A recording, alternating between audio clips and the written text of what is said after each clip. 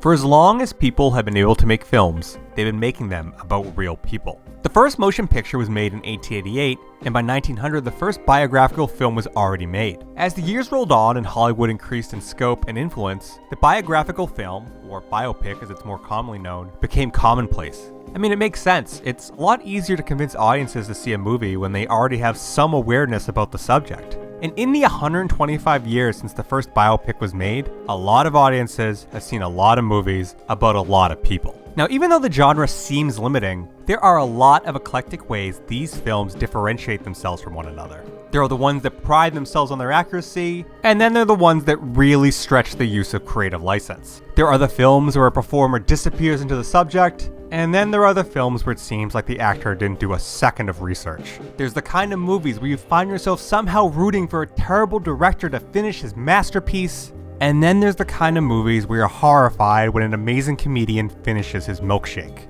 I had a lot of strawberry malteds in my life, you know that? But of all of them I ever had, boy, Eddie, this one's the best.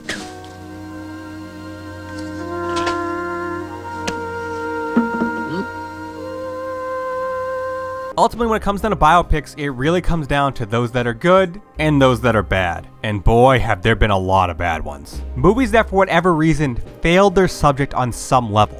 What if I told you of a movie that failed its subject on every level? A movie about the death of one of pop culture's most enduring figures that ultimately killed some careers. This is the story of Wired. He turned Saturday night into the hottest party of the week. Cheeseburger, cheeseburger, cheeseburger! Then he headed for Hollywood, I wonder if anybody will recognize us. where the party never ended. A wild man, totally wild. And for John Belushi, every night was Saturday night. Go down in history! Yeah! Wired. Rated R.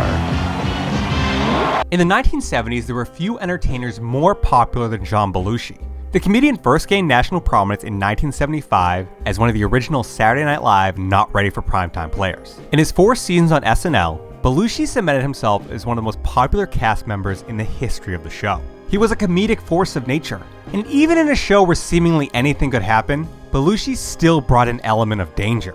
It wasn't too long before Hollywood came calling and iconic roles in films like Animal House quickly followed. His partnership with Dan Aykroyd is legendary, especially in their collaboration as the Blues Brothers. What started as a performance on SNL turned into multiple successful albums and eventually a feature film. Look, it's difficult to properly convey just how massive Belushi was at this point, but there's an off-cited piece of trivia that might sum it up better than I could. Saturday Night Live debuted when Belushi was 27 years old, but by the time he turned 30, he was appearing on the #1 show, the #1 movie, and the #1 album in the country, all at the same time. Unfortunately, despite his immense professional success, Belushi's personal life was chaos. His history with substance abuse is well known, and for a lot of people that became his defining trait. A lot of people saw Belushi as Bluto Blutarsky come to life, a Tasmanian devil of comedy. And it would be unfair to me to say that there wasn't some truth to that. He wasn't a mindless idiot, but Belushi was a wild man. He smoked and drank, but his real problems came from an addiction to cocaine. Even during the 70s, where many in Hollywood were using it recreationally, John's heavy usage still frightened people. With the support of his friends and family, John made numerous attempts to curb his addiction, but unfortunately on May 5th, 1982, his demons finally caught up with him. Good evening, I'm Marty McNeely for WGN News. Comic actor John Belushi died today at a rented hotel bungalow in the Hollywood Hills. Authorities say that cause of death is believed to have been a heart attack.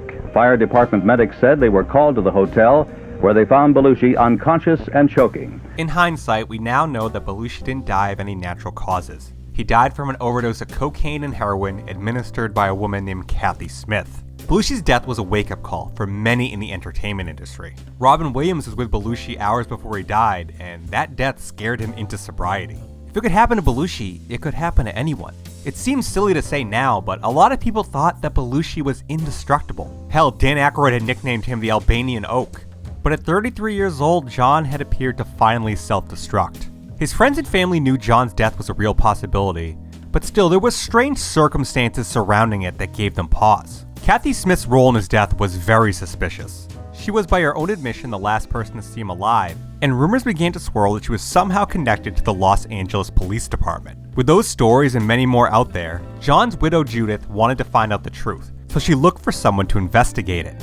Her first pick was a Chicago reporter named Mike Royko. Royko was a favorite of John Belushi's, who had used the newspaperman as inspiration for his role in 1981's Continental Divide. After Royko declined, Judith was put in touch with the Washington Post's Bob Woodward. At first glance, Woodward seemed like an odd selection. I mean, his credentials spoke for themselves, with the most notable obviously being his part in uncovering Richard Nixon's role in the Watergate scandal. But why would he want to get involved in investigating the death of John Belushi? It turns out there was a bit of a serendipitous connection there, as Woodward and Belushi both grew up in Wheaton, Illinois.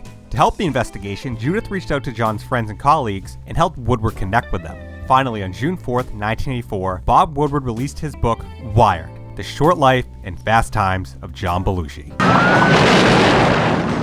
To say Woodward's book wasn't what Judith Belushi expected would be an understatement. Wired is a book that not only refuses to shy away from John's drug problems, but makes them a primary focus. It's a book that's not afraid to name names, as the drug habits of celebrities like Carrie Fisher and Jack Nicholson are laid bare for the world to see.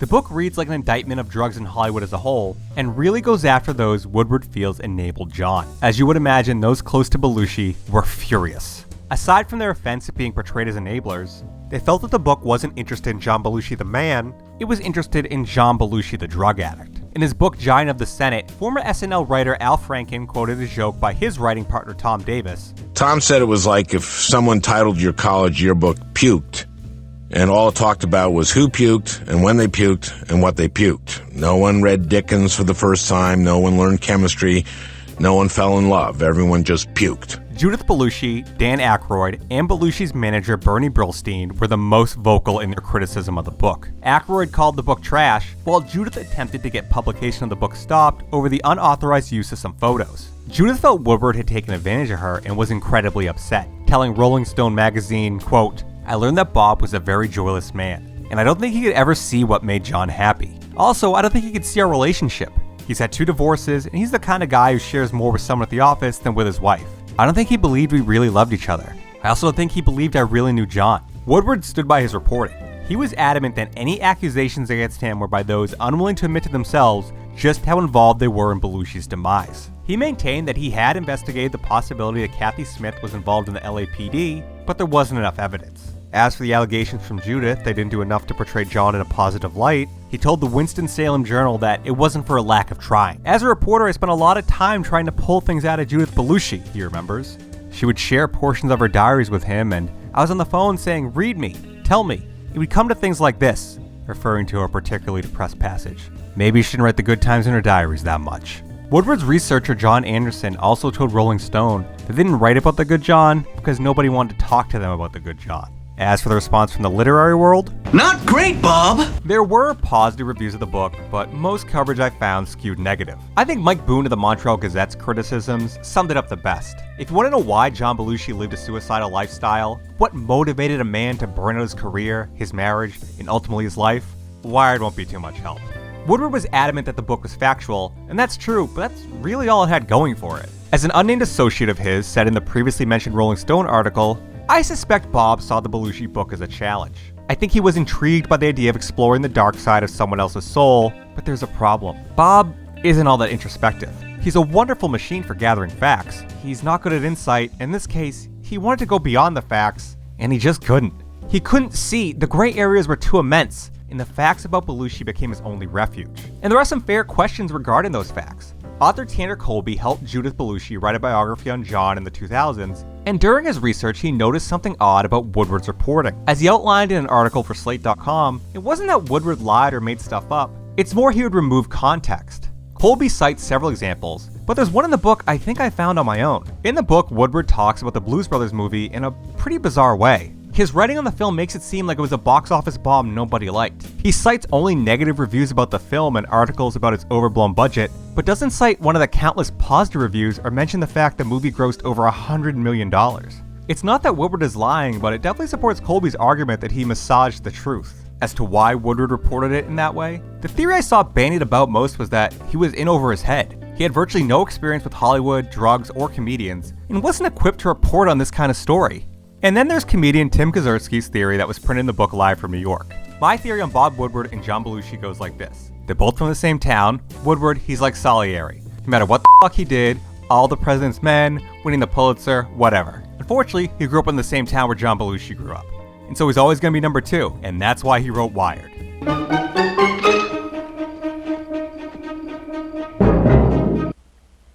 It is miraculous. While Wired did cause a lot of controversy, it also generated a lot of book sales, as it spent 15 weeks on the New York Times bestseller list. If it were any other bestseller, it'd be a no-brainer that a film adaptation would be coming. But most people in the business thought it was too risky to greenlight a project that shined a spotlight on Hollywood's seedy underbelly. That is until a producer named Edward S Feldman wanted to take a risk. Feldman had a fairly eclectic career, as he helped produce critically acclaimed films like Save the Tiger and Witness, while also being responsible for both Hot Dog the Movie and Hamburger the Motion Picture. Together with his partner Charles Meeker, Feldman purchased the film rights from Woodward for $250,000 and promptly got to work on the film that would end up a thorn in his side for the rest of the decade. Not too long after news broke that Feldman purchased the film rights, he received an unexpected phone call from Michael Ovitz. Ovitz was the head of the CAA talent agency, and may have been the most powerful man in show business. He was also John Belushi's former agent, and he was less than thrilled to see Wired becoming a film. Now, both men disagree on the tone of the phone call, but it's agreed upon that Ovitz told Feldman he shouldn't make the movie. Feldman didn't back down, and a war was declared. According to Robert Slater's Ovitz, the inside story of Hollywood's most controversial power broker, Ovitz contacted a number of his clients who had been mentioned in the book: Jim Belushi, Bill Murray, Dan Aykroyd, Robin Williams, and Robert De Niro. Ovitz then became authorized on behalf of the group to convey to Feldman the fact that these 5 clients would sue if the film sullied their characters. Ovitz hired an attorney and instructed him to tell Feldman, "We're not saying don't make the film, but if one word is inaccurate, we'll file a lawsuit." This was the first of many roadblocks that would befall the production of Wired. Aside from the previously named CAA clients, John Landis, Lorne Michaels, and Bernie Brillstein also threatened legal action. Dan Aykroyd announced to the press that he had hired witches to curse the film, while Jim Belushi took the simplest approach. He showed up at Feldman's office and trashed it. Still, Feldman refused to back down and work continued. Even though fear of a blackballing by CAA had made it incredibly difficult to find people to work on the movie, Feldman found talent where he could. To write the script, he hired Earl Mark Rauch, who had previously written Martin Scorsese's New York, New York, and the cult classic sci-fi comedy The Adventures of Buckaroo Banzai Across the Eighth Dimension. As director, Feldman hired Robert Markowitz, who had made his bones directing countless made-for-TV movies. Now, for the starring role of Belushi, they auditioned hundreds of unknown actors to see if they could find anyone to fill his large shoes. Finally, in 1986, they announced they found their Belushi in a 25-year-old Northwestern graduate named Michael Marks. It looked like production was gearing up to finally begin.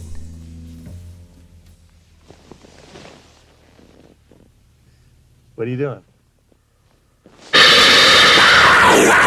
Due to issues with financing, production stopped and started on a consistent basis. Unable to find traditional funding, Feldman paid for the $13.5 million budget through the New Zealand grocery store / brewery / hotel company, Lioncourt.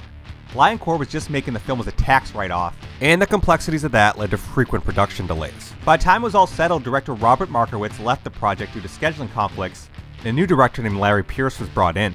Pierce was a longtime journeyman director who had helped adapt books like A Separate Peace and Goodbye Columbus to the big screen. Pierce wanted to go a different direction for the Belushi role, and so Marks was replaced by another unknown, this one out of Boston. Hey Mo! Your sister's ass really tastes as sweet as Alvarez here says it does. He wants to know what your mama's putting in the corn muffin. Yeah, long before he revolutionized television as Vic Mackey, Michael Chiklis was a theater graduate out of Boston looking for his big break. This wasn't just his first big movie role, it was his first role in anything.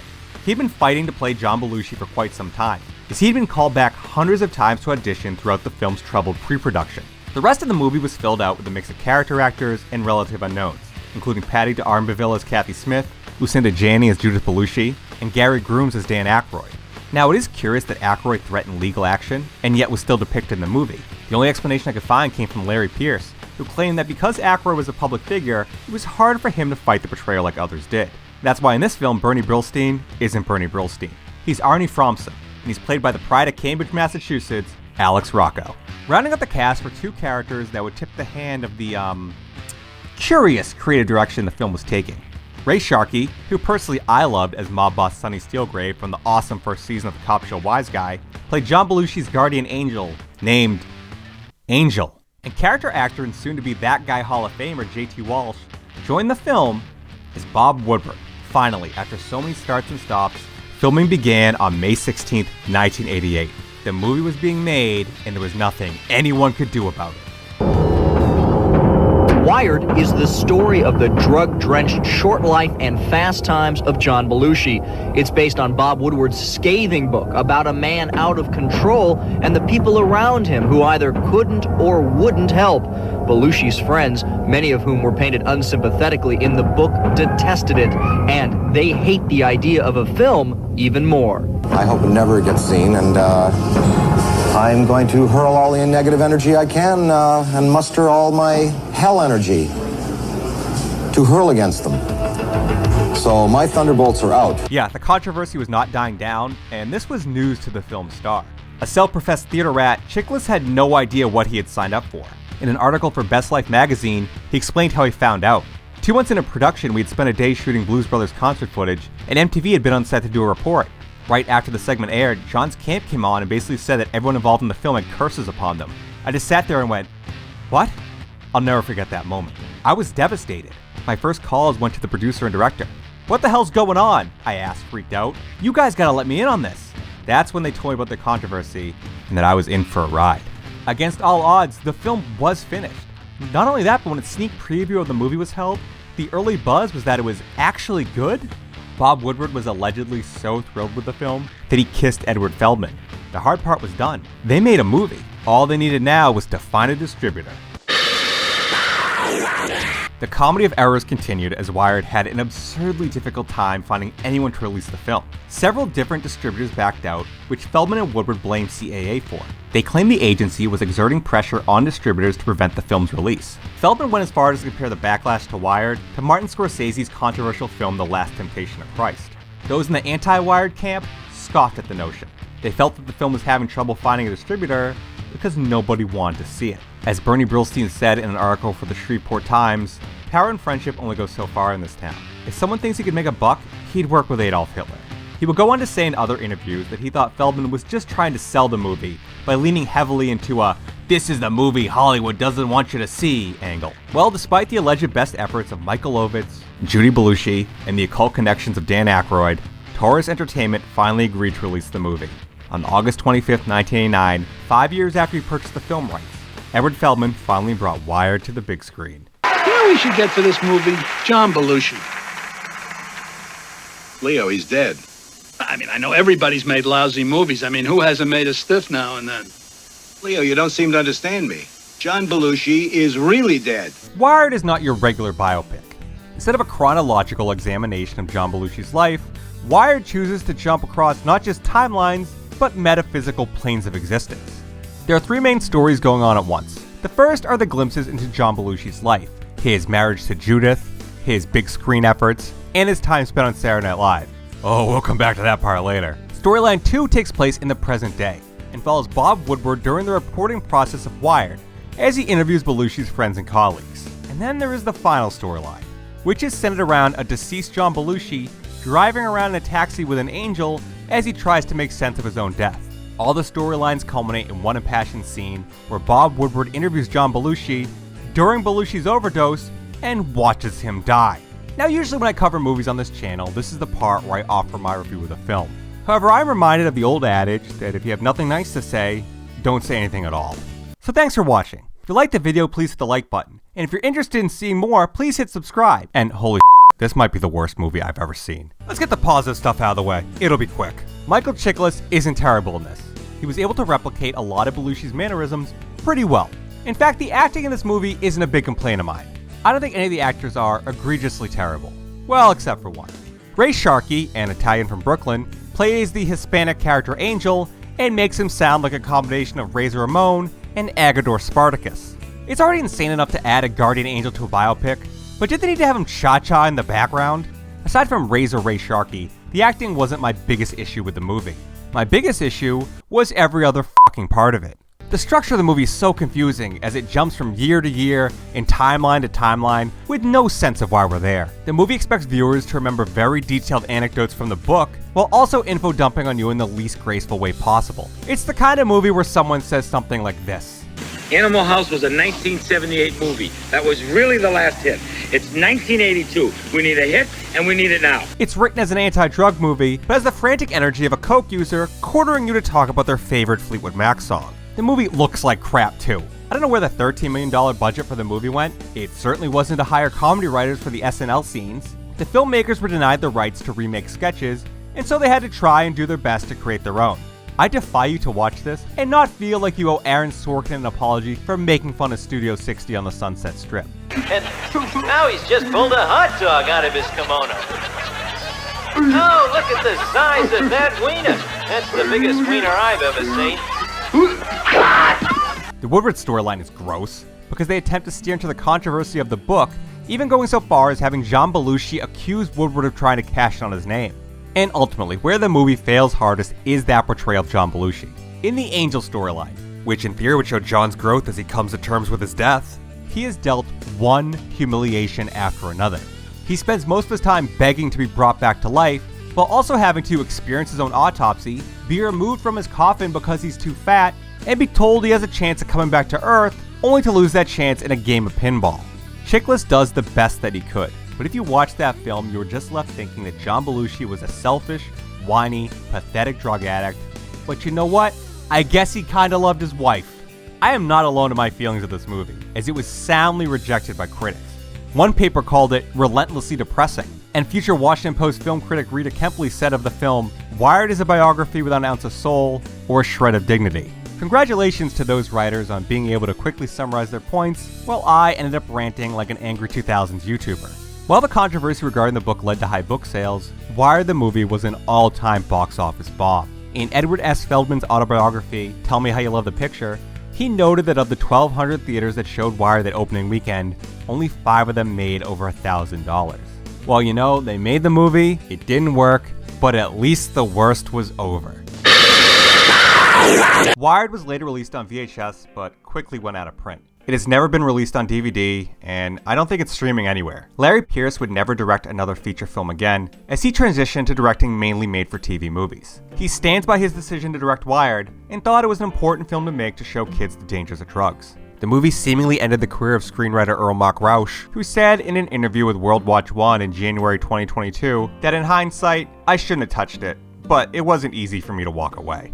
Edward S Feldman of all people seemed to take the quickest road back to success. He had some struggles, but by the time the 90s ended, he had produced box office hits in The Truman Show and 101 Dalmatians. As for the cast of the film, some like Gary Grooms never had a major role again, but the rest of them were able to recover and continue on as working actors. Still, the specter of Wired loomed large. J.T. Walsh learned that lesson the hard way, when he was kicked off the set of the 1990 film Loose Cannons. Allegedly, star Dan Aykroyd had found out someone from Wired was cast in the film and had them fired. Still, the man who was hit hardest was Michael Chiklis. Before he had taken the role of Belushi, he was an up-and-coming actor, and now he was struggling just to get an audition. Whether it's due to the pressures of Michael Ovitz or not, Chiklis was drowning. It took over a year, but finally it was Burt Reynolds who was the first to lend him a hand. He cast Chiklis on his show BL Striker, and told Chiklis that he had lived through the Hollywood blacklist and didn't want to see him punished the same way. Chiklis slowly worked his way back into television and got more prominent roles, including 5 seasons as the lead role in ABC's The Commish. He made peace with the Belushis as well. A chance encounter with Jim Belushi started tense, but Chiklis was able to apologize to Jim, and their meeting ended with both of them in tears. He later was able to connect with Judy as well, who also let Chiklis know that she held no ill will. There's a lot to be said that sometimes the best lessons you learn in life come from the hardest parts. So in doing this video, I wondered if there were any noticeable lessons Chiklis would have taken away from Wired, and I did find something I think is interesting. As part of an interview at the Cannes Film Festival in 1989, Chiklis talked about what he perceived to be a pivotal moment in John's life. A moment when John attempted to make a romantic comedy, only for the audience to reject it, and the pain John felt over being pigeonholed. It's harder to look at that moment and wonder if that anecdote stayed in the back of his mind. If maybe that was the thought process that led to him making a concerted effort to shed his affable persona. If maybe that's where the decision was made to pursue characters like Vic Mackey. Chiklis wowed audiences in the role, but shocked the world when he won the Emmy for Best Actor in a Drama in 2002. As he was up there accepting his award, he got choked up. And as he explained in an interview with Kevin Pollak, it wasn't just about winning the award. It was about thinking how Wired had almost gotten him blackballed from Hollywood, but there he was now, celebrated by his peers. So maybe, just maybe, that research led Chiklis to make the decisions that changed his life forever. I hope it's true, because that means at least something good would have come out of that piece of shit. Hey, thanks for watching. If you liked the video, hit the like button. If you want to see more, hit subscribe. And in the comments, let me know your favorite bad biopic. Which is the one you think sucks the hardest?